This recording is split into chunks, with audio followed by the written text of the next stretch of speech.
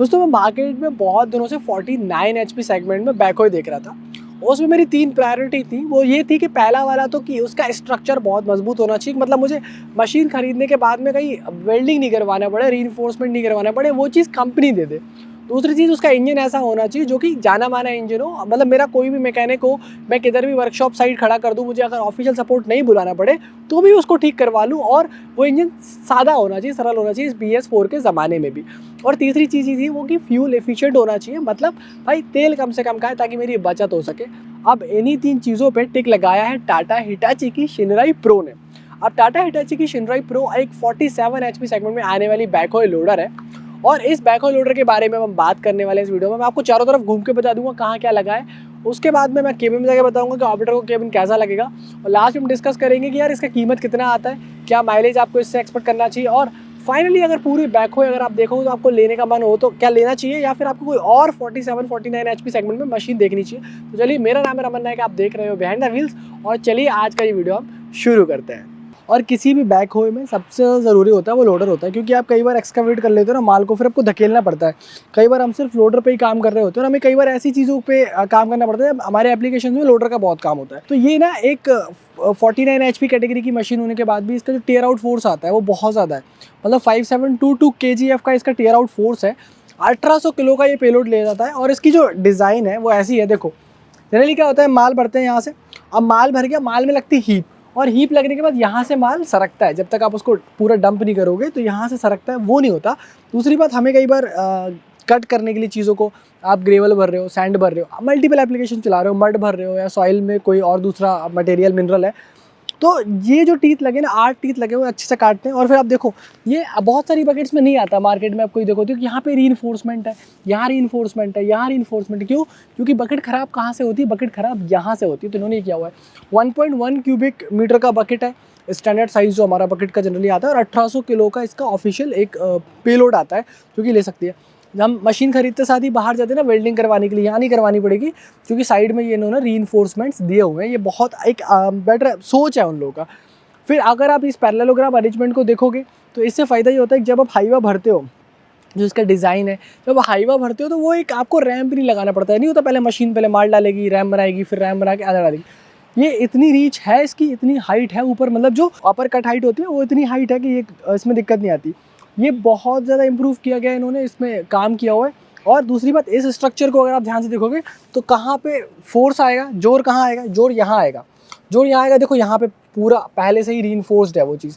कहाँ आएगा जोर? यहाँ पे आएगा, जॉइंट्स पे आता है हमेशा। कहाँ से टूटता है? जॉइंट से टूटता है, तो टूटेगा नहीं, क्योंकि यहाँ पे डबल किया हुआ है, तो पूरी ये डबलिंग करी हुई है। तो ये बहुत अच्छी चीज़ है। और जितने इसके ग्रीसिंग पॉइंट्स हैं वो भी आराम से दिख रहे हैं। तो ऐसा नहीं कि मशीन आपकी कभी सूखी चले, ऑपरेटर आराम से जो है उसको सुबह सुबह ग्रीस करके निकाल सकता है।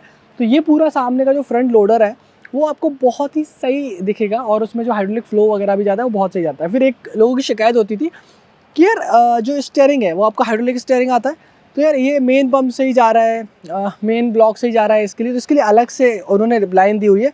ऐसा नहीं है कि आपने स्टीयरिंग काटते हुए लोडर में काम कर रहे हो तो इसमें फ्लो कम हो जाएगा, उसमें फ्लो कम हो जाएगा, ऐसा बिल्कुल नहीं है। दोनों सेपरेट आउट चीज़ है। इसके लिए जो हाइड्रोलिक सिलेंडर लगा हुआ है वो यहाँ लगा हुआ है, आपको हाइड्रोलिक सिलेंडर यहाँ दिख जाएगा, और ये वाले प्रॉपर तो दिखेंगे ही आपको। दूसरी बात, मैक्सिमम जगह इन्होंने जो हॉर्सेस का यूज़ किया वो अच्छा यूज़ किया। जब हम स्पेशली बैकहो वाले पार्ट में जाएंगे तो आपको समझ में वो चीज़ बहुत ज़्यादा आने वाली है। यहाँ देखा होता है कि एक्चुअली ये प्लेट लगा हुआ है कि धरबाड़ में बनती है सारी मशीन टाटा हिटाची की, धरबाड़ में ही उनका कर्नाटका में प्लांट है, तो वो सब दिखा हुआ है कि प्रोडक्ट आइडेंटिफिकेशन नंबर और मंथ और ईयर कब बना हुआ है। यहाँ पे हाइड्रोलिक टैंक आता है। अब इस हाइड्रोलिक टैंक के बारे में कमाल की बात पता है क्या है, कि इस हाइड्रोलिक टैंक के अंदर आपको सिर्फ 65 लीटर ही रिफ़िल कराना है, और वो भी पता है कब?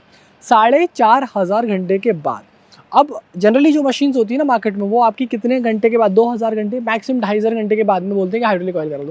भाई इतनी महंगी चीज़ है ना, ये बहुत मेंटेनेंस मांगती है, मतलब सर्विस लोग कराते हैं तो पूछते हैं हाइड्रोलिक ऑयल भी चेंज होना है इस बार में।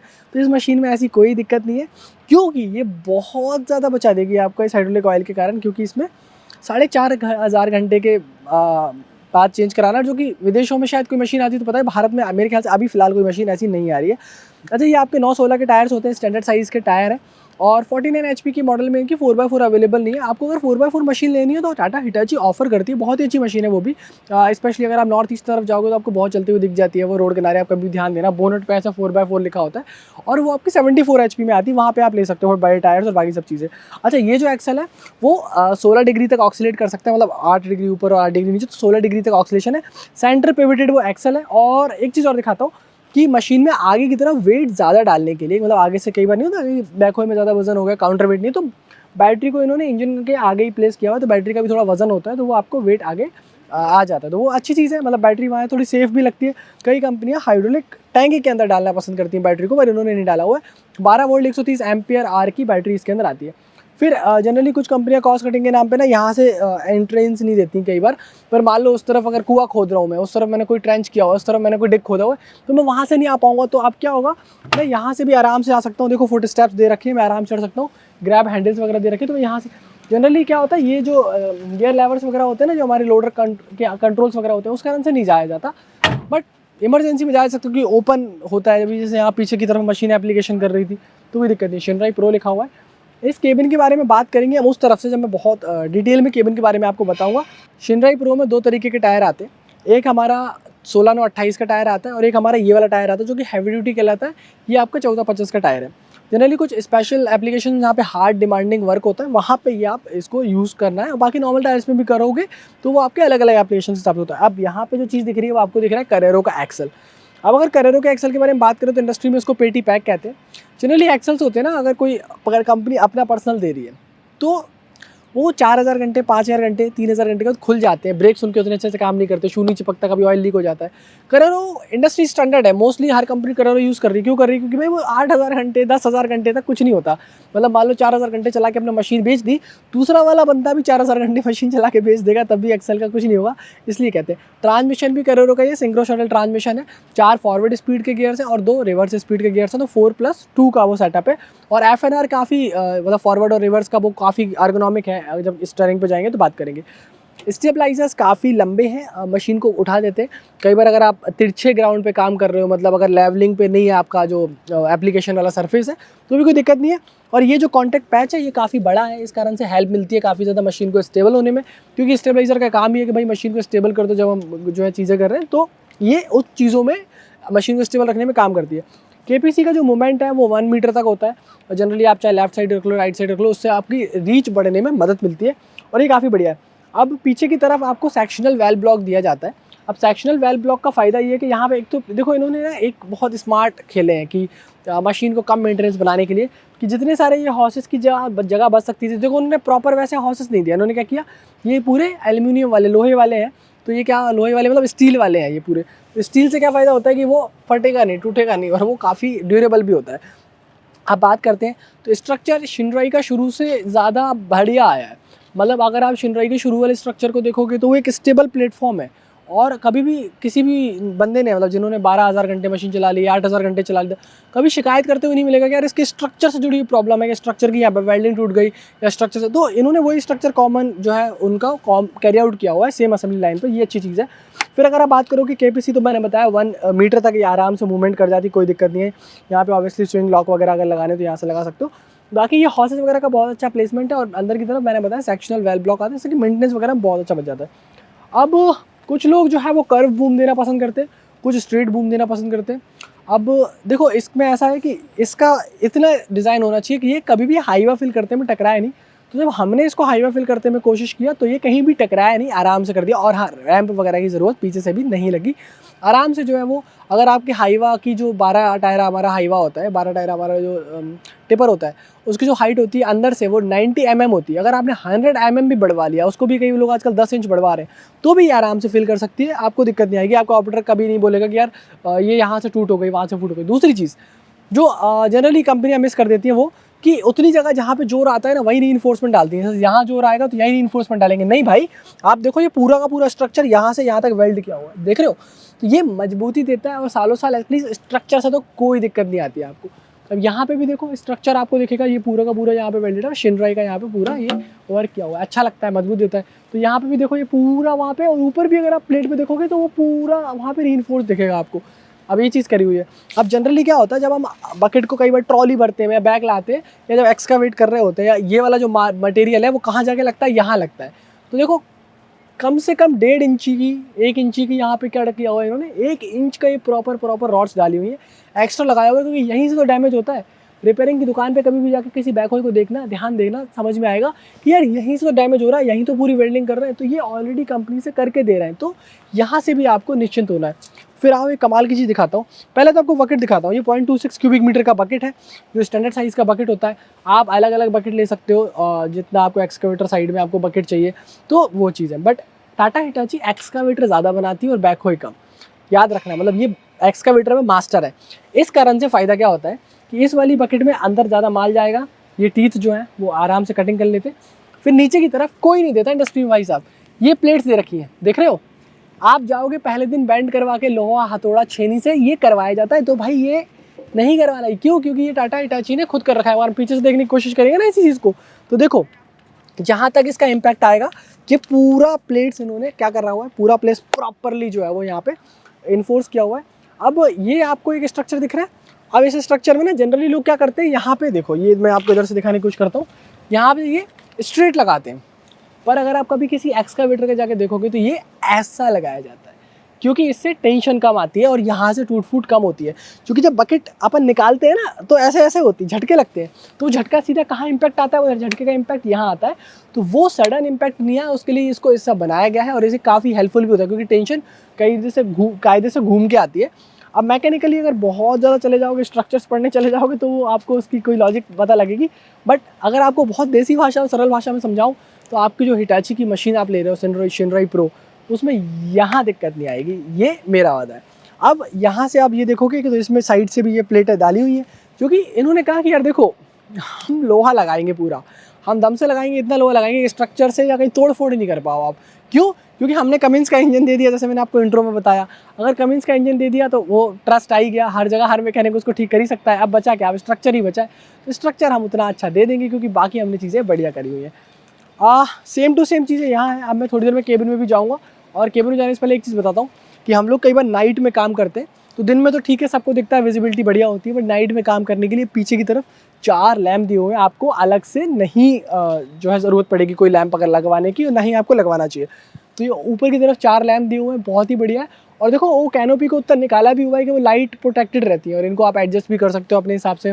मान लो 2 लाइट नीचे की तरफ, 2 लाइट सामने की तरफ, तो हाईवा फिल करता रहा है, ऊपर आपको दिख रहा है, तो नीचे से आपको बकेट एक्सकावेट करते रहे वो दिख रहा है। अब यहाँ पे आपको दिखाने की कोशिश करूँ तो ये आपका डीजल टैंक है, 100 लीटर का डीजल टैंक होता है, और काफ़ी बढ़िया कैपेसिटी है, मतलब 100 लीटर। और इसमें आपके टाटा हिटाची के इनसाइट्स टेलीमेटिक्स आते हैं, मतलब मशीन कब खड़ी है, कहाँ खड़ी है, जीपीएस लोकेशन, जियो फेंसिंग कर सकते हो, कितना डीजल मशीन में है, कितना कंजप्शन हो रहा है उसमें, सारी चीज़ें आपको पता लगती हैं। कि अगर एकदम से ड्रेन हो रहा है डीजल या डीजल चोरी हो रहा है, तो वो सब भी आपको पता चल जाएगा। SMS अलर्ट जैसी बहुत सारी सुविधाएं। मैं किसी दिन इनसाइट्स पे एक आपको डिफरेंट वीडियो बना के बता दूंगा, एक डेमो इनसाइट लेके, कि यार ये चीज़ें आप पता कर सकते हो। मतलब कुल मिला के मशीन कनेक्टेड आती है, और ये काफ़ी ज़्यादा यूज़र्स इस इनसाइट के, मतलब टाटा हिटाची का जो इनसाइट वाला है उसके काफ़ी यूज़र्स हैं, मतलब काफ़ी लोग पसंद कर रहे हैं उसको, मार्केट में वो उसके डाउनलोड्स बढ़ते जा रहे हैं।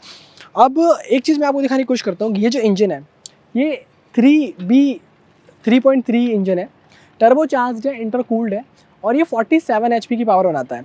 सबसे कमाल की बात, ये कमिंस के घर से आता है।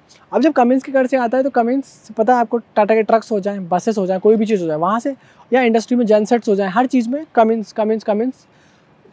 तो अगर यहाँ कमिंस लगा रहे हैं, और बहुत ही सरल इंजन है, सादा इंजन है, तो आजकल क्या हो रहा है, मशीन इलेक्ट्रिक हो रही है, इलेक्ट्रॉनिक्स बढ़ रहे हैं मशीन के अंदर। मतलब पहली बात तो बैटरी वाली मशीन आना शुरू हो गई मार्केट में, कहीं विदेशों में देखोगे तो, बट यहाँ पे जो मशीनें चल रही हैं उनमें इलेक्ट्रॉनिक्स बढ़ रहे हैं, तो वो नहीं बढ़े, आपको दिक्कत ना आए, आप आराम से रिपेयर कर सको। और आपका कोई भी मैकेनिक, अगर मान लो ये लोग तो पैसे पहुंच ही जाएंगे, इतने सारे टच पॉइंट्स हैं, बट फिर भी अगर किसी देसी मैकेनिक को दिखा दिया, तो वो सुधार के मशीन को दोबारा चालू कर देता है, कि आपका काम नहीं रुके। इसके लिए मुझे ये इंजन बहुत पसंद है। पहले लोग किर्लोस्कर के इंजन हर कोई यूज़ करता था, वो इंजन डेफिनेटली बढ़िया था, बट अब जब BS4 नॉर्म्स आ गए, CEB4 नॉर्म्स आ गए, कंस्ट्रक्शन इक्विपमेंट व्हीकल के जो नॉर्म्स 4 आए, उसमें मुझे ये इंजन अच्छा लगता है।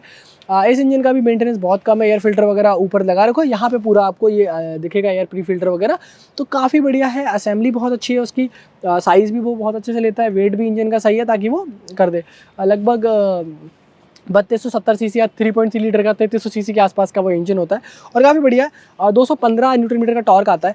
अच्छा एक चीज़ बताता हूँ मैं आपको, जैसे हम 74 वाली मशीन ले लोगे, 74 एचपी वाली मशीन ले लोगे, कोई मशीन ले लोगे तो उसमें टॉर्क बहुत ज़्यादा होता है या हॉर्स पावर बहुत ज़्यादा होते हैं, बट एक्चुअली ज़रूरत तो 30-35 हॉर्स पावर की होती है, 38 हॉर्स पावर तक की होती है हमें।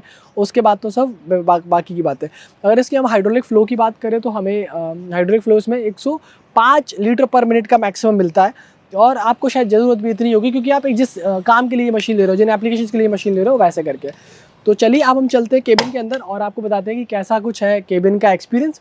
उसके बाद में मैं आपको मशीन के बारे में कुछ और बातें बताऊंगा, कुछ नेगेटिव्स भी है मशीन के बारे में जो कि मुझे लग रहा है कि और इंप्रूव होनी चाहिए, वो मैं भी आपको बता दूंगा। और फिर बताऊंगा कि अगर आपको मतलब मार्केट में बैक हो ढूंढ रहे हो आप और टाटा हिटाची अगर आपको लेनी है तो क्यों लेनी है, और अगर नहीं लेनी है तो क्यों नहीं लेनी है, वो भी पहले केबिन देख लो आप, क्योंकि केबिन ज़रूरी है क्योंकि ऑपरेटर पूरा टाइम वहीं से बैठ के चलाने वाला है। और हाँ, शिनराई प्रो यहाँ लिखा हुआ है और ऊपर की तरफ टाटा हिटाची लिखा हुआ है। ये मशीन का कलर थोड़ा सा डार्क ऑरेंज है जो कि कुछ लोगों को पसंद आएगा। और बैकहो सबसे ज़्यादा पॉपुलर यूपी में है और यूपी में ये कलर बहुत पॉपुलर है, तो मुझे लगता है कि ये कलर मुझे कहीं ना कहीं वहाँ से भी लगता है। इवन ये वाला तो प्रॉपर एकदम सैफरॉन कलर ही है। अब चलिए चलते हैं हम अंदर केबिन में और बताते हैं आपको कि यह कुछ कहानी है शिनराई प्रो के केबिन में। केबिन में बैठने के बाद जो पहली चीज़ आपको समझ में आती है वो ये कि अगर कभी आप लोडर पे काम करने वाले हो तो विजिबिलिटी बहुत होने वाली है, कोई दिक्कत नहीं आने वाली। वाइपर दिया हुआ है सामने की तरफ, आराम से चीज़ें साफ हो जाएगा। बारिश के वक्त भी अगर आपको काम करना है, जो कि जनरली काम बंद होते हैं, तो भी आप काम यहाँ पे कर सकते हो। फिर FNR यानी कि फॉरवर्ड और रिवर्स के हमें मोड्स देखने होते हैं तो यहाँ पे आराम से जा सकते हो। ये बिल्कुल उंगलियों के रीच पे है। जनरली क्या होता है कई बार मशीन भी बहुत डाउन देते हैं और कई बार बहुत पास देते हैं, ऐसा नहीं कि आप मोड़ रहे हो मशीन को ये टच हो जाएगा। तो वो एक चीज़ है। इसमें आपको वाइपर के कंट्रोल्स भी मिलेंगे, तो ये वाइपर भी आपका यहीं से जो है वो चलता है और हॉर्न वगैरह आपको यहाँ पे मिलता है। इस तरफ आपको लाइट्स के सारे कंट्रोल मिल जाएंगे, आगे के लाइट्स हो गए, पीछे के लाइट्स हो गए, पार्किंग लाइट्स हो गए, वो सारे आपको यहाँ मिलेंगे, बिल्कुल कार की ही तरह एकदम मिलेगा। और सामने आपको स्पीड दिखती है और ये अच्छी चीज़ है। मतलब कई मशीन में मैंने देखा है वो स्पीड का ही मिस कर जाते हैं यार कॉस्ट कटिंग के चक्कर में, वैसा कुछ नहीं है। और ये एक्चुअली अच्छा फील होता है। ये डैशबोर्ड जो इन्होंने पूरा बनाया हुआ है ये अच्छा होता है। फिर अब ये आपका लोडर का कंट्रोल है। तो ये एक्चुअली लोडर कंट्रोल अच्छा है। क्योंकि अच्छा है क्योंकि ये इसमें आप रेस कर सकते हो आराम से। यार अंदर हॉर्न भी दिया हुआ है कि मतलब भाई अगर हॉर्न बजा के कुछ आपके सिग्नल्स बना रखे, 2 बार डबल हॉर्न करना है, सिंगल हॉर्न करना। और ये अच्छी चीज़ है। मतलब ये ऑब्वियसली इसमें 4 होते हैं, बकेट इन आउट और ऊपर नीचे का। बाकी आपको ये 4 स्पीड का रहता है। अब ये कई बार बहुत दूर होता है, मतलब जो गियर शिफ्ट है वो बहुत दूर होता है, तो ये यहाँ नहीं है। 4 स्पीड इसमें फॉरवर्ड है और 2 स्पीड रिवर्स तक जाओगे, तीसरा तक जाओगे तो फिर वो मुझे नहीं पसंद आता। मतलब वो 5-10 की स्पीड में रिवर्स कर लो भाई, और क्या उसमें ज़्यादा जाना है। इसके बाद में यहाँ पे कंट्रोल्स पहला आता है सबसे सरल, सुंदर और अच्छा पैनल। मतलब अगर जिसमें कॉम्प्लेक्सिटी नहीं है, मतलब डिजिटल में नहीं आता कि भाई वो डिब्बी में दिखा रहा है 1 डिब्बी हो गई, 2 डिब्बी हो गई, 3 डिब्बी हो गई, वो डिजिटल नहीं है यार। ये अच्छी चीज़ है। तो यहाँ पे दिखाएगा डीजल कितना है, प्रॉपर नीडल वाला जैसा हमें पसंद है। यहाँ पे RPM दिखाता है तो ऑपरेटर से समझ भी जाता है कि यार यहाँ तक है, क्योंकि वो डिजिटल वाले में पता नहीं चलता ना कि कैसे है। हर एक ऑपरेटर इतना पढ़ा लिखा भी नहीं है। और यहाँ पे आपको दिखाएगा कि अगर इंजन वगैरह हीट तो नहीं हो रहा है, और अगर कोई और वार्निंग आती है जैसे ट्रांसमिशन में हीट हो रहा है या कोई और तरीके की दिक्कत है तो वो आपको यहाँ पे दिखा देगा, वो एक अच्छी चीज़ है। और यहाँ पे आपको इंजन ऑयल वगैरह कम हो रहा है या बैटरी डिस्चार्ज हो रही है तो वो आपको सारी चीज़ें यहाँ दिख जाती है, मतलब नीचे वार्निंग्स के फॉर्म में। फिर देखो आपके फैंस के बटन है, लाइट्स के कंट्रोल्स हैं, KPC का कंट्रोल है, और ऑब्वियसली यहाँ पे एक मोड है। ये बेसिकली हाई और लो के मोड है कि आपको किस RPM पे या RPM शिफ्ट करते हैं मशीन के। और यहाँ पे आपको एक्सीलरेटर दिया हुआ है कि आपको किस रेस पे सेट करके चलाना है। वैसे मैं आपको बता दूं वेरिएबल डिस्प्लेसमेंट पंप आता है, और उससे फायदा होता है कि ऐसा नहीं कि आपने रेस दी और इंजन एकदम से वो रिस्पॉन्ड करेगा। जिधर लोड पड़ेगा पहले वो सेंस करेगा, 1 सेकंड का डिले आएगा कि यार यहाँ पे लोड आ रहा है, फिर वो उधर पे उतनी पावर देगा। नहीं तो जनरल उससे फ्यूल कंजप्शन में बहुत मदद मिलती है। और ये मशीन 49 HP वाले लोग फ्यूल कंजप्शन के हिसाब से ज़्यादा लेते हैं। आराम से आप इसमें घूम सकते हो, बहुत ही ईजी है। अच्छा एक चीज़ दिखाऊँ, मैं 6 फीट का आदमी हूँ, देखो मेरे ना पैर नहीं टकरा रहे हैं। जनरली आप किसी मशीन में घूमोगे ना तो केबिन छोटे होते हैं, तो देखो यहाँ पे ना आप टकरा जाओगे, पर मेरे पैर नहीं टकरा रहे हैं। आप आराम से मतलब दोनों तरफ से भी चलाना है तो कोई दिक्कत नहीं है। ये कई बार स्टेबलाइजर के कंट्रोल्स बहुत छोटे होते हैं, नीचे की तरफ होते हैं, यहाँ नहीं है ऐसा, यहाँ पे ऊपर है।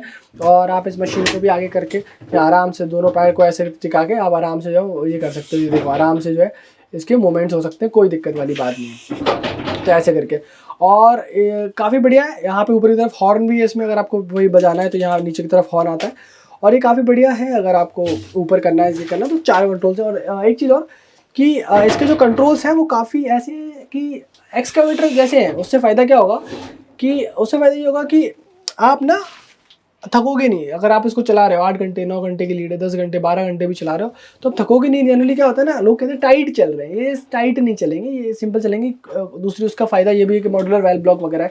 फिर लोगों की शिकायत होती है कि यार केबिन में उतना स्पेस नहीं है, तो देखो स्पेस तो है, और दूसरी बात लोगों की एक शिकायत और होती है कि यार जगह नहीं है, तो देखो यहाँ पे थोड़ा जगह मिल जाता है। फिर ये आपकी एक हेल्पर सीट है, तो हेल्पर सीट के नीचे भी जगह मिल जाती है, यहाँ पे मोबाइल वगैरह, आपकी पानी की बोतल वगैरह, काफ़ी सारी चीज़ें आ जाएंगी।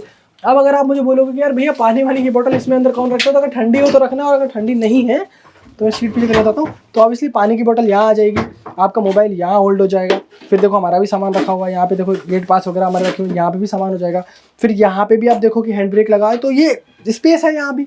अब अगर वहाँ उस कोने को यूज़ नहीं कर रहे हो, आप बाल्टी रख लो, अपने डीजल का बाल्टी रखना है, किसी और चीज़ का बाल्टी रखना है, वो रख सकते हो। तो जगह है केबिन में। फिर गाने सुनते हैं हमारे ऑपरेटर भाई, गाने नहीं सुनेंगे तो हम मशीन रिकमेंड ही नहीं करेंगे कि भाई ये मशीन मत खरीदो। गाने बिल्कुल दे रखा है भाई यहाँ पे, और मोबाइल के साथ में दे रखा है, मतलब आप बात कर सकते हो कि घर पे क्या हो रहा है, आपको जिससे भी बात करनी है तो यहाँ पे कनेक्ट रहता है, ब्लूटूथ से इसको कनेक्ट कर सकते हो। फिर अगर ये कोई यहाँ से अगर आप पेन ड्राइव वगैरह लगानी है तो यहाँ पे यूएसबी बेस्ड चीज़ें भी मिल जाती हैं। फिर लाइट्स वगैरह भी आपको ऑब्वियसली यहाँ मिलती है, और फिर यहाँ भी मिलती है। मतलब अगर मान लो हेल्पर बैठ के पीछे की तरफ आप काम करो तो ये लाइट काम नहीं आती, तो केबिन में उजाला होता है। ये IRVM मिलता है, आराम से बढ़िया से काम करता है, स्पीकर्स वगैरह बढ़िया है। फ़ैन दे रखा है कंपनी ने, क्योंकि 49 HP सेगमेंट की गाड़ी है, तो आप बहुत ज़्यादा एक्सपेक्ट मत करो, बट फ़ैन दे रखा है ताकि आप आराम से उसमें हवा वगैरह ले सको। और काफ़ी बढ़िया एकदम सोफिस्टिकेटेड चीज़ें हैं, मतलब कभी कोई इसमें दिक्कत नहीं आएगी। केबिन से जुड़ी हुई मुझे कोई शिकायत नहीं है, मेरे पैर वगैरह या यहाँ भी मतलब वहाँ भी कोई दिक्कत नहीं है, और इसको आप आराम से उठा सकते हो, और इसको उठाना भी काफ़ी आसान है। जैसे जनरली हम लोग उठा के ही काम करना पसंद करते हैं, तो ये ऊपर आराम से लॉक हो जाता है, फिर आप आराम से फुल। तो विजिबिलिटी के मामले में भाई फुल नंबर है इस मशीन को।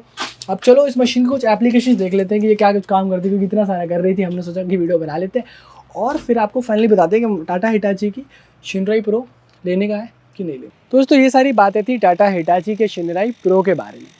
अब ये 49 HP सेगमेंट की बहुत सेंस बनाने वाली मशीन है, क्योंकि जिस हिसाब से इसमें इंजन लगा हुआ है कमिंस का, वो बहुत सरल इंजन है। जब हम CEB4 एरा में आ गए, उसमें ये इंजन में उतने इलेक्ट्रॉनिक्स नहीं है, उतने सेंसर्स नहीं है, सरल इंजन है, सादा इंजन है। और दूसरी बात फ्यूल एफिशिएंट इंजन है। 4 सिलेंडर का ये फ्यूल एफिशिएंट इंजन होने के कारण आपका ना सिर्फ एक डीजल बचा देता है, बल्कि प्रोडक्टिविटी भी ज़्यादा देता है। बहुत सारी एप्लीकेशन, जैसे कि मान लो एग्रीकल्चर हो गया, आपको किसी कंस्ट्रक्शन साइट पे काम करना है, या कुछ चीज़ें सिर्फ लोडिंग का आपका काम है कि यार चलो मेरे को सैंड डालनी, कुछ डालनी, बहुत सेंस बनाती है, मतलब सारे वो राइट बॉक्सेस को टिक करती है। तो मेरे हिसाब से काफ़ी बढ़िया मशीन है। दूसरी चीज़ 4500 आवर्स 4500 घंटे पे वो अगर हाइड्रोलिक ऑयल चेंज करवा रहे हैं, वो कह रहे हैं कि यार ये चीज़ आपको कमेंस में मिल रही है, ये कहीं और नहीं मिलेगी, तो वो चीज़ें सेंस बना रही है, लंबे रन में मेंटेनेंस बहुत बचा देंगी। भाई 65 लीटर हाइड्रोलिक ऑयल अगर 4500 घंटे के बाद में मैं चेंज कराऊंगा तो लाइफ टाइम में 2 ही बार चेंज करा पाऊंगा, उसके अलावा मुझे कराना नहीं है। लंबा बड़ा केबिन है, चीज़ें बढ़िया लगी हुई हैं, तो मुझे सेंस बना है। 2 साल की वारंटी इसके साथ में टाटा हिटाची देती है, 4000 घंटे या 2 साल जो भी पहले हो जाए वो देती है। तो मतलब मुझे ऐसा कुछ नहीं लग रहा है इसमें जो बहुत नेगेटिव जा रहा है इसके बारे में। कुछ थोड़ी बहुत चीज़ें हैं जो डेफिनेटली इस प्राइस सेंसिटिव मार्केट में आप इग्नोर कर सकते हो, कुछ बहुत हाईलाइट करने जैसी नहीं है। और मार्केट में जो कंपटीशन की मतलब ऑब्वियसली जो सेगमेंट लीडर है, उनसे कुछ पैसे आपको सस्ते में मिलेगी, तो इनिशियल कॉस्ट ऑफ एक्विजिशन में आप इसमें कुछ पैसे बचाओगे भी। और देखो मशीन बेचनी है, इनको भी बेचनी है, तो अच्छी बनाइए, मतलब क्योंकि इनके जो मैंने 2-3 कस्टमर से बात करी है, तो वो रिपीटिव कस्टमर्स है, एक बार मशीन खरीद ली, फिर दोबारा खरीदा, फिर तीसरी बार खरीदा, वो चीज़ है। अब अगर आप मार्केट में 49 HP की बैकहो लोडर देखने जा रहे हो, तो आप एक बार इसकी टेस्ट ड्राइव ज़रूर ले लो, डेमो ज़रूर ले लो, कहीं आसपास साइड में चलने। टाटा हिटाची का टोल फ्री नंबर मैं यहाँ दे देता हूँ, मैं हर वीडियो में नंबर देता हूँ, तो आप वहाँ पे कॉल लगा लो और इनका डेमो ले लो, तो आपको काफ़ी सारी चीज़ें आसान हो जाएगी। माइलेज के हिसाब से मैं संतुष्ट हूँ, बाकी मशीन की बिल्ड क्वालिटी, इंजन के मामले में संतुष्ट हूँ। मेरे लिए राइट बॉक्सेस टिक है इस मशीन में। अब अगर आपको वीडियो पसंद आया, आपको ऐसे और वीडियोस देखने, कोई और मशीन की वीडियो देखना, नीचे कमेंट में बता सकते हो। इस मशीन के बारे में मैंने जो बोला उससे और भी आपको कोई और जानकारी चाहिए तो आप नीचे कमेंट में मुझे बता सकते हो। फिलहाल के लिए इस वीडियो में इतना ही। मैं रमन नायक आपसे विदा लेता हूँ, मिलूंगा आपसे बहुत जल्द ऐसे ही किसी वीडियो में। तब तक के लिए नमस्कार, जय हिंद, वंदे मातरम।